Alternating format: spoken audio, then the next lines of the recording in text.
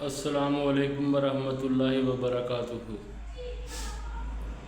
بسم اللہ الرحمن الرحیم۔ حضرت خالد بن ولید رضی اللہ تعالیٰ عنہ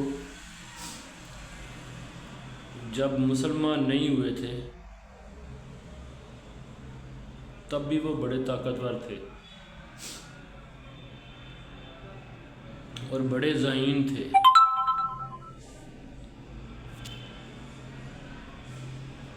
اور جب انہوں نے کلمہ پڑھ لیا تو پھر تو انہیں سیف اللہ کا خطاب مل گیا، یعنی کہ اللہ کی تلوار۔ تو اللہ کی تلوار کو بڑے بڑے لوگوں نے توڑنے کی کوشش کی اور کسی جنگ میں بھی وہ شکست انہوں نے نہیں کھائی۔ یعنی ایک انہوں نے ایسی بھی جنگ لڑی ہے کہ جس میں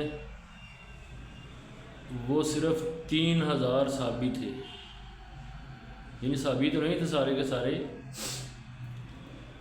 بہرحال ٹوٹل جو ہے نا ان کی نفری 3000 تھی، تو آگے ہرکل کی فوج 3 لاکھ تھی۔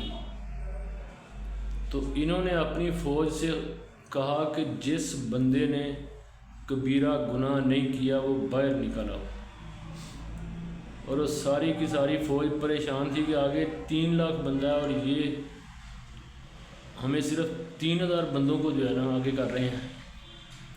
تو ان 3000 بندوں نے ان 3 لاکھ کو شکست دی۔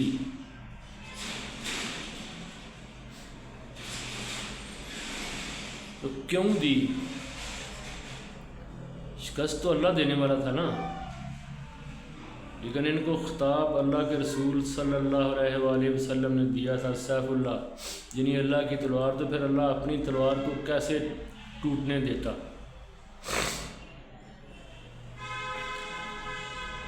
کیونکہ وہ بھی چیف آف تھے،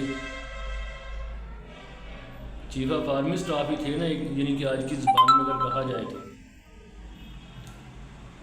تو انہوں نے نہ تو کوئی ترمیم کی تھی، نہ انہوں نے قرآن کی آیتیں جو ہے نا وہ اپنے بارے میں پڑھی تھی، یعنی کہ ان کا ترجمہ غلط نہیں کیا تھا۔ وہ تو اللہ سے ڈرنے والے تھے۔ تو جب حضرت عمر نے ان کو اتارا تو انہوں نے کوئی شور شرابہ نہیں کیا، کوئی ایسا معاملہ کھڑا نہیں کیا، تو ایز اے سپاہی وہ لڑتے رہے بعد میں بھی۔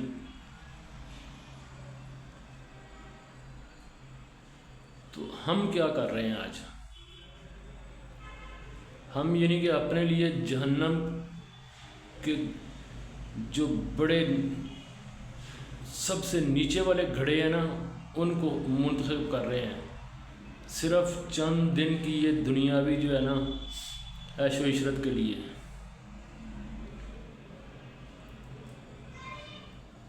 تو جو لوگ اس طرح حرام کاری کا راستہ اپناتے ہیں نا وہ ان کے گلے میں سوائے ذلت کے طوق کے اور کچھ نہیں ہوتا، نہ اس دنیا میں نہ آخری دنیا میں۔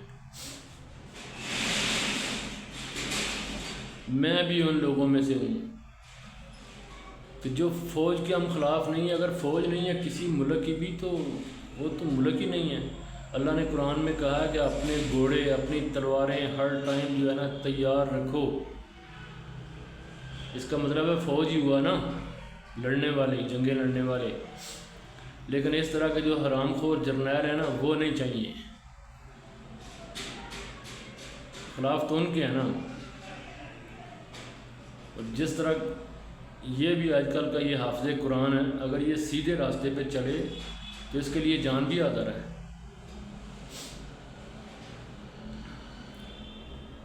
یہ دنیا تو یہاں رہ جانی ہے، موت کا ٹائم اللہ نے مقرر کر دیا، وہ 1 سیکنڈ نہ آگے ہوگا نہ پیچھے ہوگا۔ تو پتہ نہیں ان لوگوں کو کیوں سمجھ نہیں آتی یہ بات۔